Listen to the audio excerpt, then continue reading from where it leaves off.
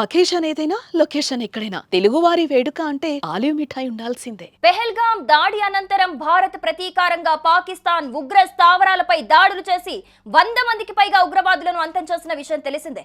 దీంతో దాయాది దేశం పాకిస్తాన్ కయ్యానికి కాలు దువ్వుతూ ప్రతిదాడికి దిగుతోంది. దీంతో భారత్ పాక్ మధ్య ప్రస్తుతం యుద్ధ వాతావరణం నెలకొంది.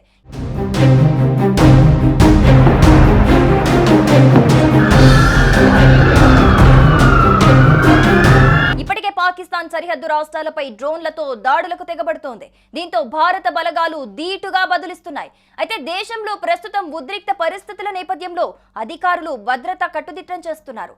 ఇందులో భాగంగానే హైదరాబాద్ లోని పలు కేంద్ర సంస్థలకు భద్రతను కల్పించే పనిలో పడ్డారు.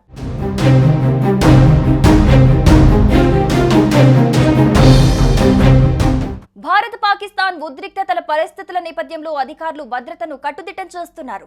ఎలాంటి అవాంఛనీయ ఘటనలు జరగకుండా ఉండేందుకు చర్యలు తీసుకుంటున్నారు.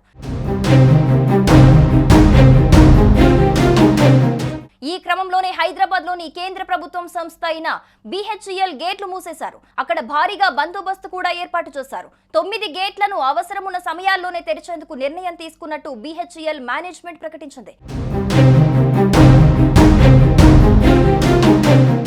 ఇకపోతే అగ్నిమాపక శకటాలకు అంబులెన్స్లకు అవసరాన్ని బట్టి ఓపెన్ చేయనున్నట్టు BHEL additional general Suran Prasad ఓ ప్రకటనలో తెలిపారు.